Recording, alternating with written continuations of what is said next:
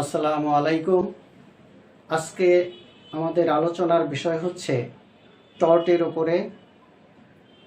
Tort শব্দটি মূলত Latin শব্দ হতে উদ্ভব হয়েছে।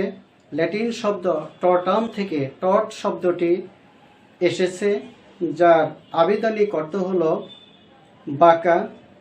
টর্ট বলতে সোজা পথ হতে বিচ্যুতি বা বাঁকা চলন বোঝায়। ইংরেজি ভাষায় প্রতিশব্দ হচ্ছে রং, রোমান ভাষায় এর প্রতিশব্দ হচ্ছে ডিলেক্ট, বাংলা ভাষায় এর তেমন কোনো প্রতিশব্দ পাওয়া যায় না, তবে কেউ কেউ একে দেওয়ানি ক্ষতি, নিম চুক্তি, ব্যক্তিগত অপকার হিসাবে উল্লেখ করেছেন। আধুনিককালের টর্ট আইন প্রাচীন রোমান সাম্রাজ্যে প্রতিষ্ঠিত অল্টারিয়াম নন লিডার এর উপর ভিত্তি করে গড়ে উঠেছে। এই মতবাদের অর্থ হল কথায় বা কাজে কারো ক্ষতি করা যাবে না। সামাজিক কর্তব্য হতে কেউ বিচ্যুত হলে আইনগতভাবে সে দায়ী হবে। ব্যক্তি স্বাধীনতা প্রতিটি মানুষের সব সমাজেই স্বীকৃত। এই অধিকার ভোগ করতে গিয়া অন্যের অধিকারের প্রতি সজাগ থাকতে হবে, অর্থাৎ নিজের অধিকারকে ভোগ করতে গিয়া যাতে অন্যের অধিকারের উপর আমার কোনো হস্তক্ষেপ না হয় বা আমাদের কোনো হস্তক্ষেপ না হয়, এই দিকটাও আমাদের চিন্তা ভাবনা করে চলতে হবে। এবার আমরা আসব টর্টের উপাদান। টর্টের উপাদান মূলত চারটি। এই চারটি উপাদানের মধ্যে হচ্ছে অন্যায় কাজ বা নিবৃত্তি, মানসিক সায়, আইনগত ক্ষতি, প্রত্যক্ষ ফল, বৈধ সমাধান। অন্যায় কাজ বা নিবৃত্তি, কথায় বা কাজে কারো ক্ষতি করা যাবে না, না করাই হচ্ছে টর্টের মূলনীতি। যে কাজ দ্বারা অন্যের ক্ষতি সাধিত হয় সেটা অন্যায়, উহা আইনের সমর্থনযোগ্য নয়। যে কাজ করা কর্তব্যের মধ্যে পড়ে সে কাজ থেকে বিরত থেকে কারো ক্ষতি করাও অন্যায়। মানসিক সায় উপাদানের মধ্যে দোষমুক্ত মনের অবর্তমানে শুধু কাজের জন্য দোষ দেওয়া যায় না, যথেষ্ট কারণ ছাড়া কাজটি সংগঠিত হয়েছে, বিবাদের মানসিক সায় ছিল তা প্রমাণ করতে হবে। আইনগত ক্ষতি, টর্টের তৃতীয় উপাদান হচ্ছে আইনগত ক্ষতি। এই ক্ষতি আইনের দৃষ্টিতে ক্ষতি হতে হবে। কোনো কারণ ছাড়া কারো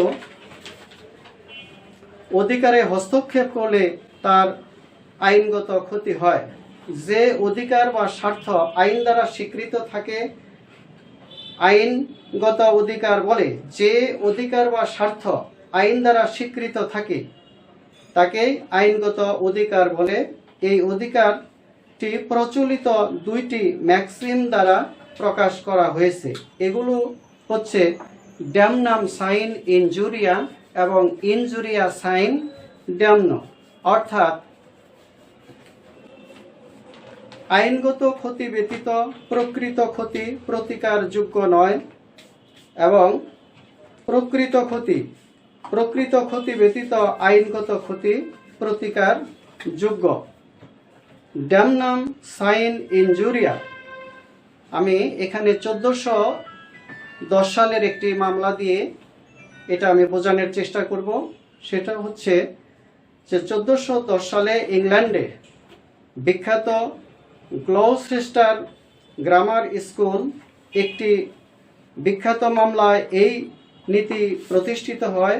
এক্ষেত্রে বাদীর প্রকৃত ক্ষতি সাধিত হয় কিন্তু আইনগত ক্ষতি সাধিত হয় না। মামলাটার মূল বক্তব্য হলো যে একটা স্কুল প্রতিষ্ঠা করছে। এই স্কুলে ছাত্র ভর্তি হয়, লেখাপড়া করে, পাশাপাশি আরেকজন ওই স্কুলের পাশে আরেকটা স্কুল প্রতিষ্ঠা করে সে কম বেতন নেয়। পরবর্তীতে ওই স্কুল থেকে, পূর্বের স্কুল থেকে অনেক ছাত্র ওই স্কুলে ভর্তি হয় এই সুবিধাটা নেওয়ার জন্য।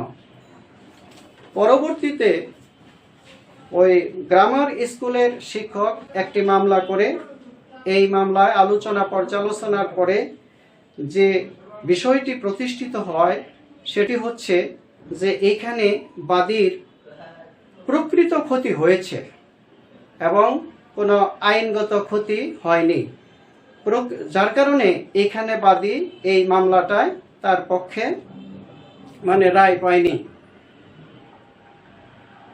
এসবি আরেকটি মামলার উদাহরণ দিচ্ছি, সেটা হলো এসবি বনাম হোয়াইট, একটা মামলা 1730 সাল। এখানে দুইটা জিনিস আসছে, একটা হলো আইনগত ক্ষতি, আরেকটা হলো প্রকৃত ক্ষতি। এই মামলায় এখানে আইনগত ক্ষতি হয়েছে, প্রকৃত ক্ষতি হয়নি। মামলাটার বিষয়বস্তু হলো যে এখানে ওই স্কুলের এই মামলার এটা হলো যে একজন ভোটার, সে তার কেন্দ্রে ভোট দেওয়ার জন্য গেছে, তার চয়েসের ক্যান্ডিডেটকে সে ভোট প্রদান করবে, কিন্তু রিটার্নিং অফিসার তাকে সেই ভোট প্রদান থেকে বিরত রাখে। দেখা যায় ওই ব্যক্তি যাকে ভোট দিত তার ভোট ছাড়াই সে বিজয়ী হয়েছে, কিন্তু এইখানে প্রকৃত ক্ষতি হয়নি, এখানে আইনগত ক্ষতি হয়েছে, যার কারণে এই মামলায় সে জিতে যায়। এই কারণে বিষয়টা আমাদের মাথায় রাখতে হবে এইভাবে যে আমরা যে বিষয়গুলো চিন্তা করব এই নীতিগুলোর ভিত্তিতে, সেটা হলো যে আইনগত ক্ষতি এবং প্রকৃত ক্ষতি। প্রকৃত ক্ষতি যদি হয়ে থাকে তবে সে মামলায় প্রতিকার পাওয়ার যোগ্য নয়, আর ওই ক্ষেত্রে যদি কোনো প্রকার আইনগত ক্ষতি হয়ে থাকে তবেই ওই ব্যক্তি প্রতিকার পাওয়ার যোগ্য।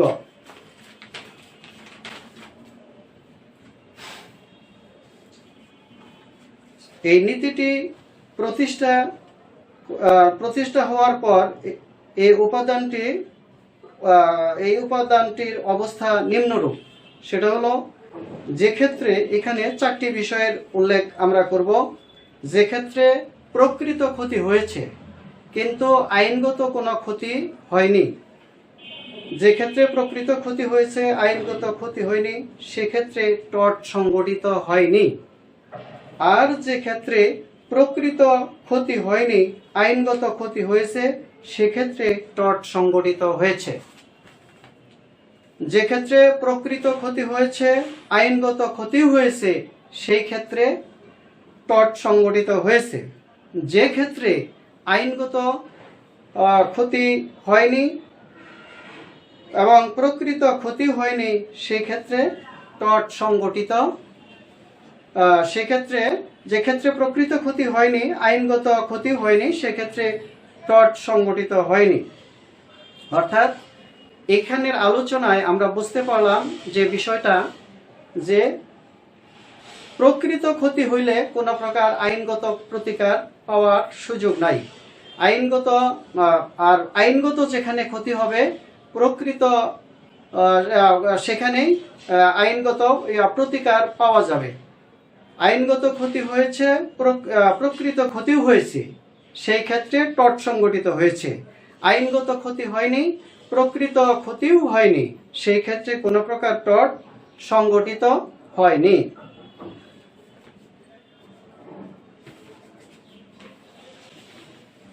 টর্টের যে চতুর্থ একটা উপাদান সেটা হলো প্রত্যক্ষ ফল। অর্থাৎ যে ক্ষেত্রে বাদীর আইনগত ক্ষতিটি হবে বিবাদীর কাজের প্রত্যক্ষ ফল। অতি দূরবর্তী যদি কোনো ক্ষতির কারণ হয় সেখানে কোনো প্রকার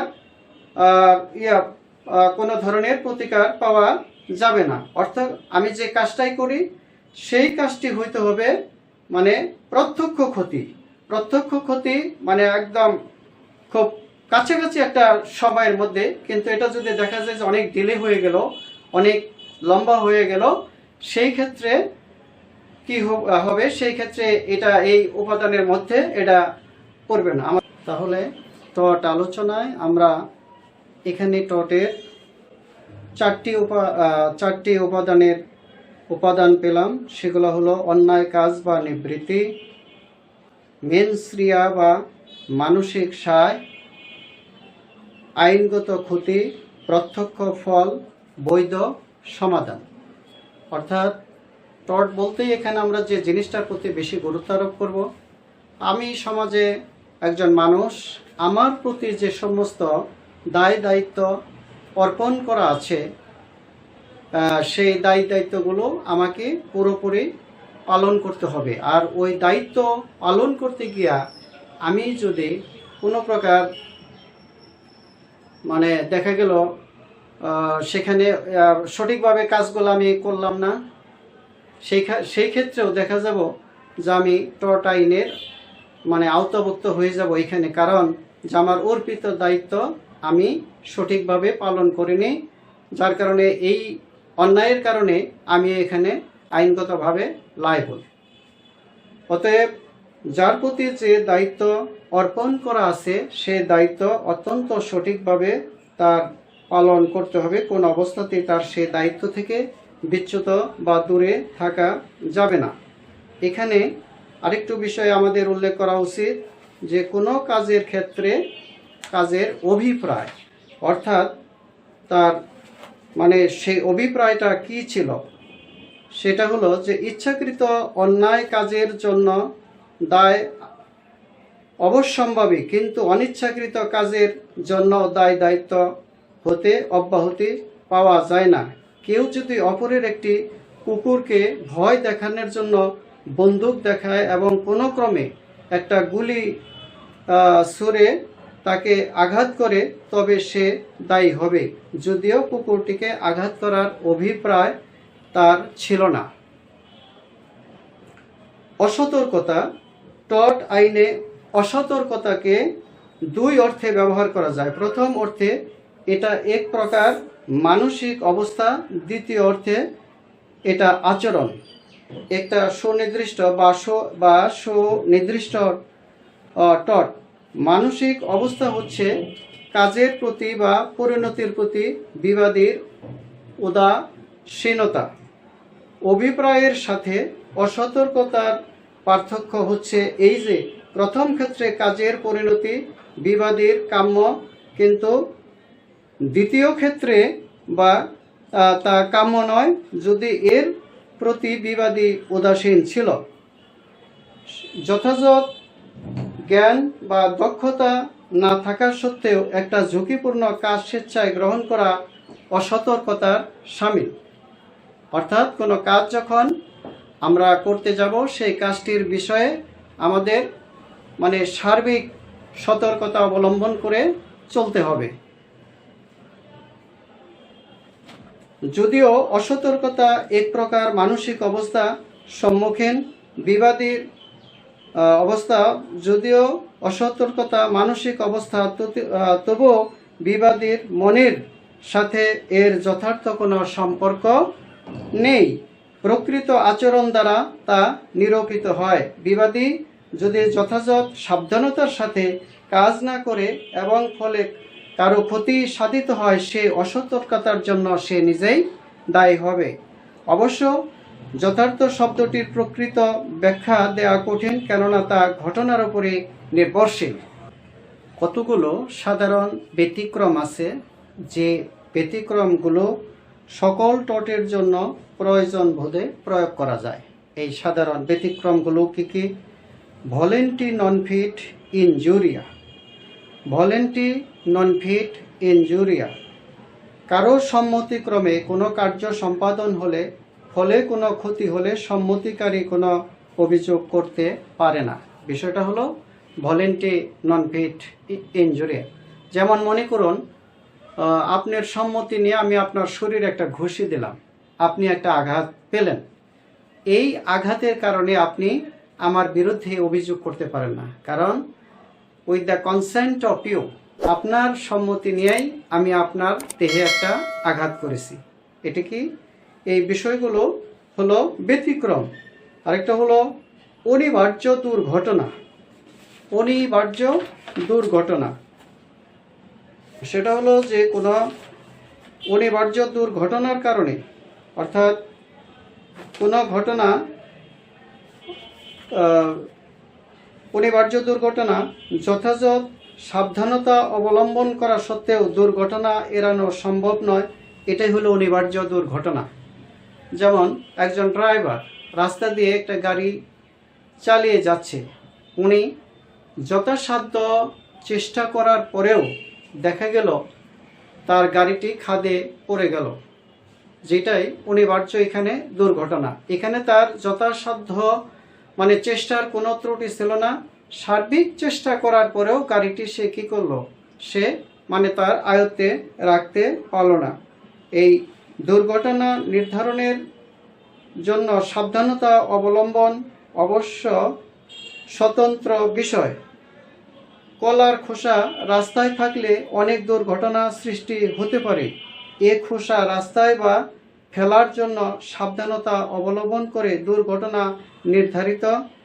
নির্ধারক ব্যবস্থা করা সম্ভব।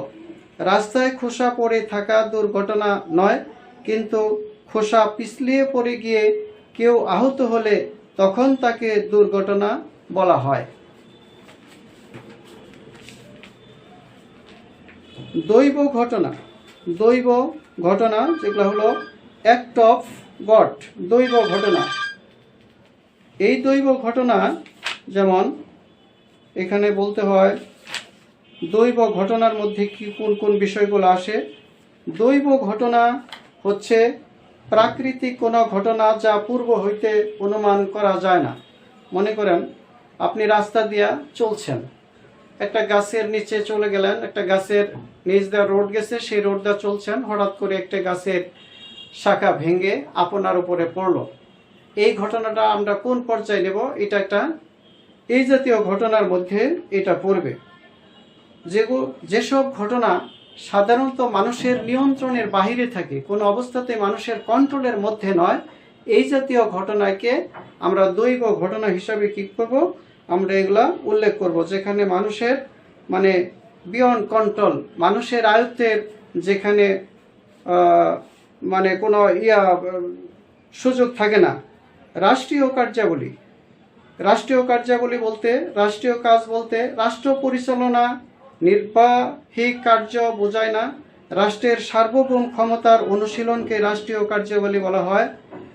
আন্ডারহিলের মতে ব্রিটিশ আইনে সার্বভৌম ক্ষমতার অনুমোদন সামরিক বা অসামরিক বাহিনীর লোকেরা যদি কোনো বিদেশি লোকের সম্পত্তি বা শরীরের ক্ষতি সাধন করে তা রাষ্ট্রীয় কার্য হিসাবে দূষণীয় নয়, কিন্তু দেশের লোকের প্রতি এরূপ কার্য রাষ্ট্রীয় কাজের আওতায় পড়ে না। বন্ধু প্রতিম দেশের নাগরিকদের নিজ দেশের নাগরিকদের হিসাবে সুবিধা দেওয়া যেতে পারে। জন স্টোন বনাম পেডলার মামলার ঘটনায় জানা যায়। বাদী একজন আয়ারল্যান্ডের অধিবাসী আমেরিকার নাগরিকত্ব অর্জন করেন। তিনি আয়ারল্যান্ডে এসে এক বিদ্রোহাত্মক কার্যে অংশগ্রহণ করেন। তাকে গ্রেপ্তার করা হয় এবং তার নিকট হতে প্রাপ্ত অর্থ চিফ সেক্রেটারির অনুমোদনে পুলিশ কর্তৃক বাজেয়াপ্ত করা হয়। বাদী টট আইনে উক্ত অর্থ আটক এবং রূপান্তরের মামলা করলে বিবাদী আত্মপক্ষ সমর্থনের জন্য রাষ্ট্রীয় কার্যাবলীর অজুহাত ওঠান। লর্ডস সভা এটাকে বাতিল করে দেন এবং মন্তব্য করেন যে ব্রিটিশ সরকার যে দেশের সাথে যুদ্ধে লিপ্ত নয় সে দেশের নাগরিক টট আইনে ব্রিটিশ নাগরিকের অনুরূপ সুযোগ সুবিধা পাবেন। সামরিক শিক্ষা ও অনুশীলন রাষ্ট্রীয় কাজের অন্তর্ভুক্ত, কেননা সামরিক বাহিনীর কার্যাবলী সমগ্র দেশের স্বার্থে তথা দেশ রক্ষার্থে নিয়োজিত। কাজেই এরূপ কাজের ফলে আরও ব্যক্তিগত ক্ষতি হলে টট আইন কোনো প্রতিকার পাওয়া যায় না। আইনটা আসলে এত বিশাল জিনিস, যেটা পড়াশোনা করেও মনে হয় নিজের থেকে এরকম মনে হয় যে আমি আসলে কিছুই শিখতে পারি না, কিছুই জানি না। এই জগৎটা অত্যন্ত বিশাল জিনিস, পাশাপাশি এই জগতে পড়াশোনা ছাড়া ভালো করা খুব কঠিন জিনিস। যত পড়া যাবে তত এখানে জানা যাবে। অতএব অধ্যয়নের কোনো বিকল্প নাই। আইন হলো আরও এমন একটা বিশাল একটা সাবজেক্ট যেখানে প্রতিনিয়ত অধ্যয়ন করা উচিত। কি একজন আইনের ছাত্র, কি একজন আইনের শিক্ষক, কি একজন আইনজীবী, কি একজন বিচারক, সকলের জন্য এখানে প্রচুর পরিমাণে পড়াশোনা করা প্রয়োজন। পড়াশোনা না করলে এখানে ভালো করা খুব কঠিন ব্যাপার। আরেকটা ব্যতিক্রম হচ্ছে বিধিবদ্ধ সংস্থা। বিধিবদ্ধ সংস্থা বিধিবদ্ধ আইন দ্বারা পরিচালিত কমন ল এর নীতিগুলো পরিবর্তিত করে সংসদ বিধিবদ্ধ আইন তৈরি করতে পারে। ব্যক্তিগতভাবে সম্পন্ন করলে যে কাজ টর্ট হিসাবে গণ্য হতে পারে, বিধিবদ্ধ সংস্থা সে কাজ করলে তা নাও হতে পারে।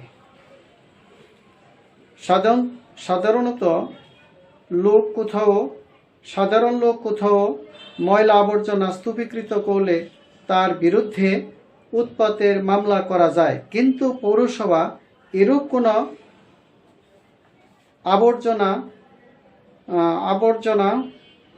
এরূপ কাজ সর্বদা করে, কিন্তু পৌরসভা এরূপ কার্য যদি করে এবং এজন্য পৌরসভাকে দায়ী করা যাবে না। অনুরূপভাবে বিদ্যুৎ উন্নয়ন বোর্ড বিদ্যুৎ উৎপাদনের জন্য জেনারেটর স্থাপন করলে প্রতিবেশী উৎপাতের মামলা এখানে করতে পারবে না। তার কারণ এটা হলো সার্বিক কল্যাণের জন্য, সকলের কল্যাণের জন্য একটি কাজ। অবশ্য বিধিবদ্ধ সংস্থা যদি ব্যক্তিবিশেষের বিরুদ্ধে বিদ্বেষমূলক ব্যবস্থা গ্রহণ করে তাহলে তা বিবাদীর সমর্থনে সহায়ক নাও হতে পারে, কেননা ক্ষমতার অপব্যবহার আইনে সমর্থনীয় নয়। আরেকটি বিষয় হলো এখানে পিতৃত্বের অধিকার। প্রত্যেক পিতামাতাই তার সন্তানদের উপরে তার পিতৃত্বের অধিকার সে এখানে কি করতে পারবে, প্রয়োগ করতে পারবে। এই নিয়ন্ত্রণের জন্য কিছু শাসন প্রয়োজন বোধে পরিমিত যুক্তিযুক্ত শারীরিক শাস্তি দেওয়া যেতে পারে। সাধারণ লোকের প্রতি এরূপ আচরণ অন্যায়, শরীরের অনধিকার হস্তক্ষেপের জন্য দায়ী হতে পারে, কিন্তু সন্তানাদির মঙ্গলার্থে এরূপ কাজ যদি বাবা মা করে তবে সে টর্টের দায় থেকে সর্বদা মুক্ত থাকবে। তার কারণ এখানে সে যে কাজটি করে বাবা মা, এখানে সন্তানের ভবিষ্যৎ মঙ্গলের জন্য, সন্তানের ভবিষ্যৎ ভালোর জন্য এই কাজগুলো বাবা মা করে, এবং এই কাজের জন্য এখানে বাবা মাকে টর্ট আইনের আওতায় দায়ী করা যাবে না। কিন্তু সন্তানাদের অবশ্য এই নিয়ন্ত্রণের মাত্রা সম্পর্কের উপর নির্ভরশীল।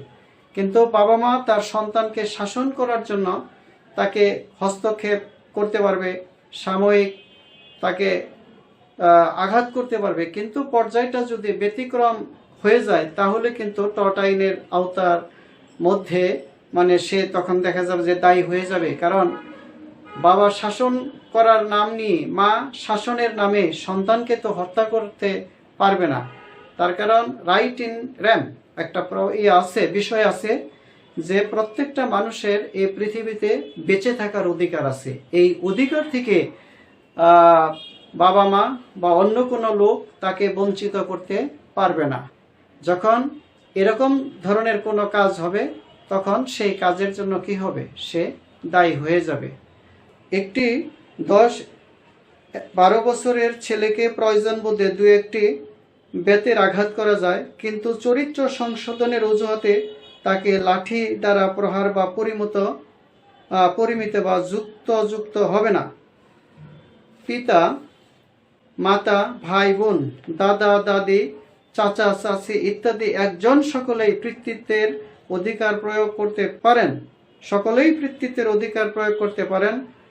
আধা পিতৃত্বের অধিকার যারা প্রয়োগ করতে পারেন তারা হচ্ছেন স্কুলের শিক্ষক ছাত্রের উপর, স্বামী তার স্ত্রীর উপর, গুরু তার শিষ্যের উপর, মানসিক রোগীর দেখাশোনার দায়িত্বে নিয়োজিত ব্যক্তি তার রোগীর উপর ইত্যাদি। অবশ্য এই সকল ক্ষেত্রের চুক্তি দ্বারা নিয়ন্ত্রণ সীমাবদ্ধ করা যায়।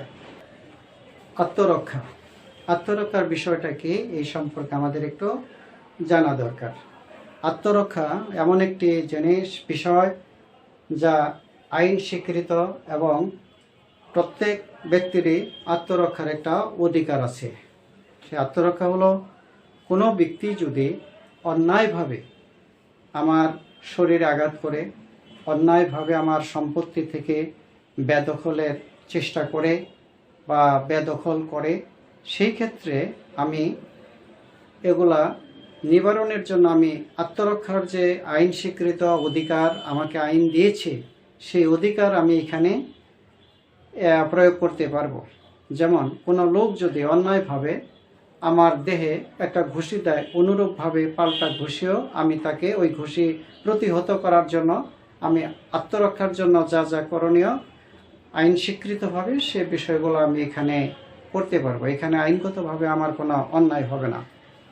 আমার একটা বৈধ সম্পত্তি আমি বৈধভাবে বুক দখল করি, যার কাগজপত্র সিএ, চারওয়ার, প্রেজেন্ট, মাঠ পর্সা, খাজনা খারিজ সব কিছুই ওকে আছে, আমি যথারীতি দখলে আছি।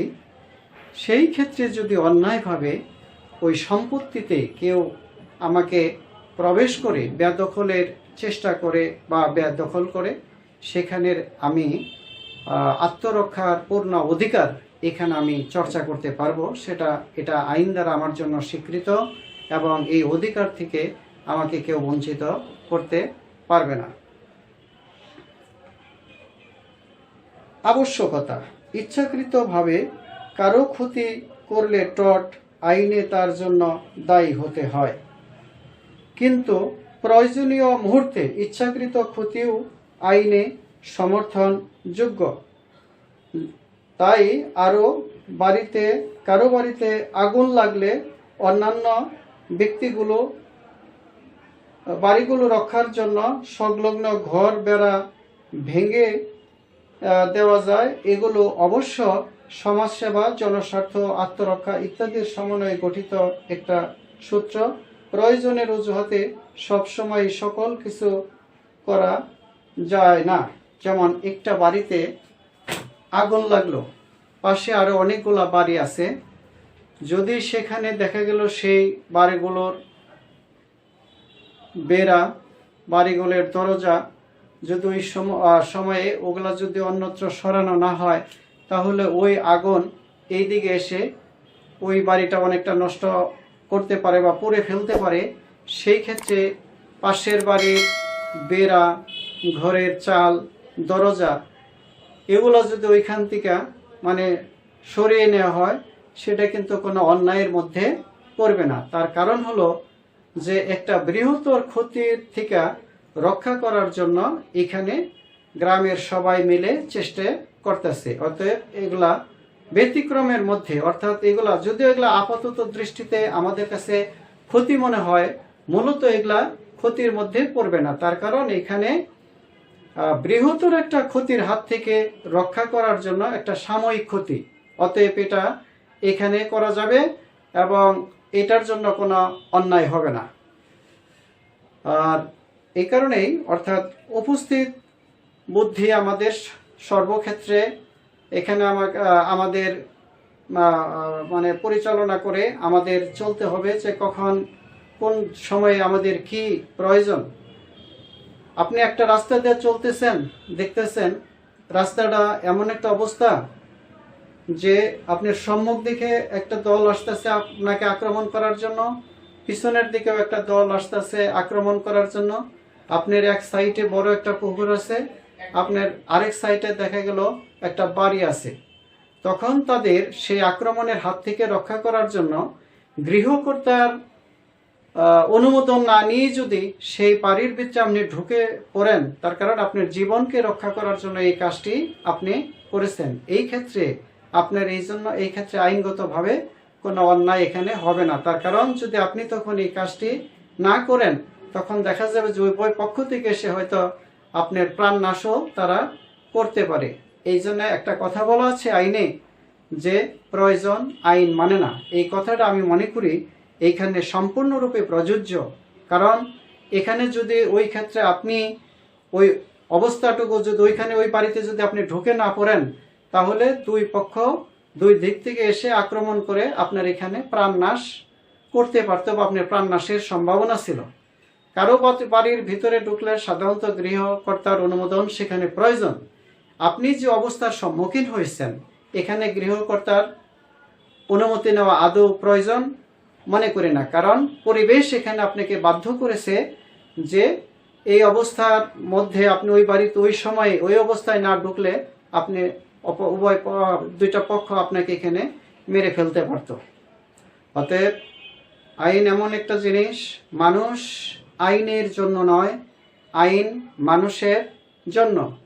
আমরা আইনের ছাত্র, অর্থাৎ সর্ব বিষয়ে আমাদের সব দিকেই চোখ মুখ খোলা রেখে চলতে হবে। তার কারণ কখন কি অবস্থায় মানে কি প্রয়োজন সেটা উপস্থিত বুদ্ধি থেকেই আমাদের চিন্তা ভাবনা করে সেইভাবেই আমাদের চলতে হবে। আজ আর নয়, হাওয়ার ম্যানি থ্যাঙ্কস। পরবর্তী ক্লাসে আপনাদের সঙ্গে আবার দেখা হবে। আসসালামু আলাইকুম।